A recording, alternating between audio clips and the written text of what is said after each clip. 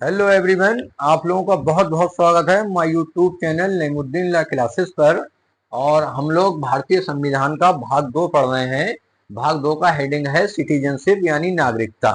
नागरिकता के बारे में जो प्रावधान है वो अनुच्छेद 5 से 11 तक किया गया है। क्योंकि अनुच्छेद 5 से 10 तक जो था शुरू में बहुत इंपोर्टेंट था। जैसे अनुच्छेद 5 में शुरू में जब भारत आजाद हुआ 26 जनवरी 1950 को हमारा संविधान लागू हुआ, तब ये था कि नागरिक कौन है। तो जो भी उससे 5 वर्ष पहले से भारत में रह रहा था या भारत में जन्मा है वो भारत का नागरिक है।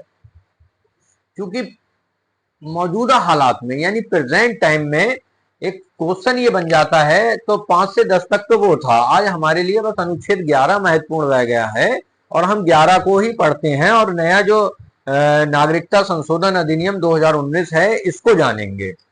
तो प्रश्न ये आ सकता है कि नागरिक कौन है, भारत में नागरिकता प्राप्त करने के कितने प्रकार हैं। तो पहले ये समझते हैं कि नागरिक कौन है। तो नागरिक से अभिप्राय है वह व्यक्ति जिसे उसके देश में सामाजिक एवं राजनीतिक अधिकार प्राप्त हैं। भाई रहते तो विदेशी भी हैं, दो ही तरह के किसी देश में लोग रहते हैं, या विदेशी या नागरिक। जो विदेशी होते हैं उन्हें कुछ सामाजिक अधिकार तो प्राप्त हो सकते हैं, जैसे राजनीतिक नहीं। जैसे वोट डालने का अधिकार नागरिक का एक सबसे बड़ा अधिकार होता है, वो विदेशियों को जनरली प्राप्त नहीं होता है। हालांकि कुछ संशोधन किए गए हैं वो हम बताएंगे। तो भारत में जो नागरिकता प्राप्त करने का जो तरीका है वो अनुच्छेद 11 में बताया गया है। किसमें? अनुच्छेद 11 में 3 बताए गए हैं। एक जन्म से, वंशानुक्रम द्वारा नागरिकता और रजिस्ट्रीकरण द्वारा नागरिकता। इनको ध्यान से देख लेते हैं। एक अनुच्छेद हमेशा याद रखना, अनुच्छेद 11।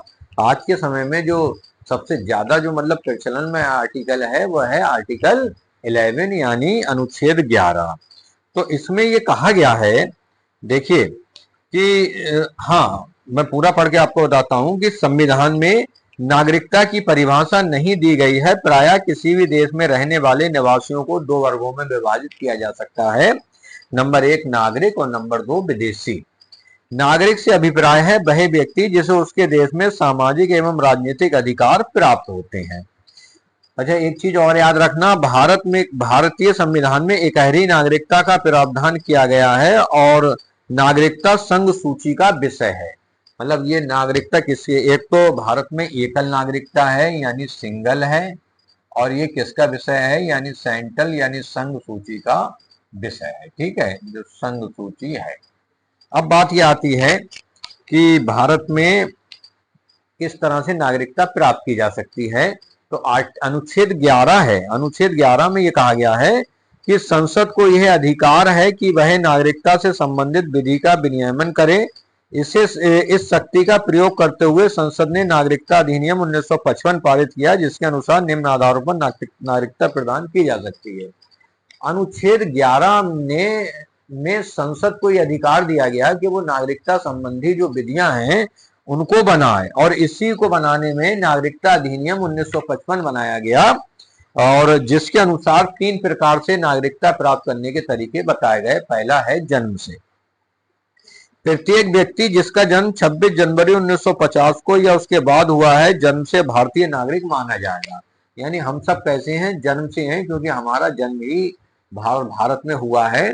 तो 26 जनवरी 1950 के बाद जिसका भी जन्म भारत में हुआ है वो व्यक्ति भारत का नागरिक माना जाएगा। नोट है कि दूतावास में रहने वाले विदेशी इस आधार पर नागरिकता प्राप्त नहीं कर सकते। यानी जो बाहर के दूतावास में रह रहे हैं उनके बालकों का जन्म हो सकता है भारत में, लेकिन वो इस आधार पर भारतीय नागरिकता प्राप्त नहीं कर सकते। दूसरा है वंशानुक्रम द्वारा नागरिकता। इसमें यह कहा गया है यदि किसी व्यक्ति का जन्म 26 जनवरी 1950 को या उसके बाद हुआ है, चाहे उसका जन्म भारत के बाहर हुआ हो, यदि उसके माता पिता भारतीय नागरिक हैं तो उसे भी भारतीय नागरिक माना जाएगा। यानी किसी व्यक्ति के माता पिता भारतीय नागरिक हैं, हो सकता है वो घूमने यूरोप जाते हो, गल्फ कंट्री जाते हो, वहां एक बालक का जन्म हो जाता है, तो बात सवाल ये उठता है कि वो बालक किस देश का नागरिक होगा। तो वंशानुक्रम द्वारा ये स्पष्ट कर दिया गया वह बालक भी, यदि उसके माता पिता भारतीय नागरिक हैं तो वह बालक भी भारत का नागरिक माना जाएगा। तीसरा है रजिस्ट्रीकरण द्वारा नागरिकता।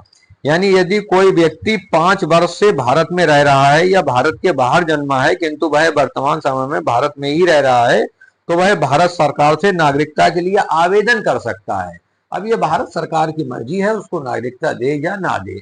एक ही आधार है नागरिकता करने का और इसके आधार पर वो रजिस्ट्रीकृत हो जाता है। इसी तरह से देखते हैं भारत के लोग आते हैं और उन्हें भारतीय नागरिकता दे दी जाती है। फिर संसद ने नागरिकता संशोधन अधिनियम 2019 पारित किया। ये नागरिकता संशोधन अधिनियम 2019 पारित किया, जिसे 10 जनवरी 2020 से प्रभावी कर दिया गया। इस संशोधन अधिनियम में यह प्रावधान किया गया कि 31 दिसंबर 2014 से पहले अफगानिस्तान, पाकिस्तान, बांग्लादेश से आने वाले अल्पसंख्यक हिंदू, सिख, बौद्ध, जैन, फारसी भारत में रह रहे हैं, इन्हें भारतीय नागरिकता प्रदान करी जाएगी। कब से?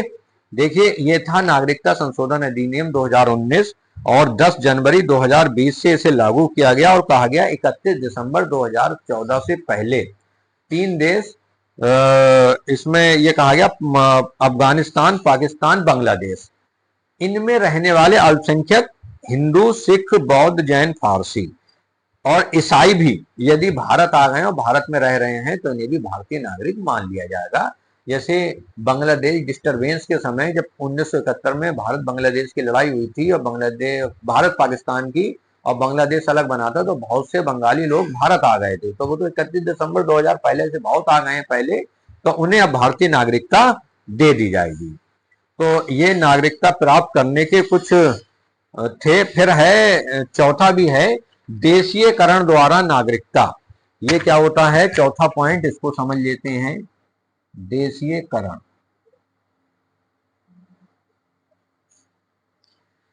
देशीयकरण द्वारा नागरिकता यानी कोई भी विदेशी व्यक्ति अच्छे चरित्र का है और 18 वर्ष से अधिक आयु का है, 7 वर्षों से या कम से कम 4 वर्षों से लगातार भारत में रह रहा है, भारत सरकार से नागरिकता के लिए प्रार्थना कर सकता है। यहाँ भी देखिए, जिस तरह से राष्ट्रीयकरण द्वारा था, ऐसी देशीयकरण द्वारा यानी वो रह रहा है तो भारत सरकार से 18 वर्ष से ऊपर का है, ये कर सकता है कि हमें नागरिकता दे दी जाए। और इसमें ये स्पष्ट है, संसद या भारत सरकार नागरिकता देने के लिए बाध्य नहीं है। आप मांग कर सकते हैं कि हमें नागरिकता दे दी जाए, बाध्य नहीं है। और इसके बाद भारतीय संविधान में एकल नागरिकता का प्रावधान किया गया था, किंतु नागरिकता संशोधन अधिनियम 2003 के द्वारा ऐसे व्यक्ति जो भारतीय मूल के हैं यानी एनआरआई हैं और निम्न देशों के निवासी अपने देश की नागरिकता के साथ भारत की नागरिकता भी रख सकते हैं, जैसे ऑस्ट्रेलिया, कनाडा, ब्रिटेन, फ्रांस आदि। इंग्लैंड भी है इसमें। तो ये था एक नागरिकता से संबंधित चैप्टर। कंपटीशन के लिहाज से तो ये चैप्टर चूंकि बहुत कम पूछा जाता है, लेकिन आपके रिटन एलएलबी और बीएलएलबी में बहुत पूछा जाता है। तो इस वीडियो को कृपया करके पूरी स्किप मत करना, ध्यान से देख लेना। और यदि आप अभी तक आपने हमारा YouTube channel Naimuddin law classes subscribe नहीं किया है तो उसको सब्सक्राइब कर लीजिए और वीडियो देखिए। कोई चीज समझ नहीं आई हो तो कमेंट बॉक्स में जरूर बताइए। धन्यवाद।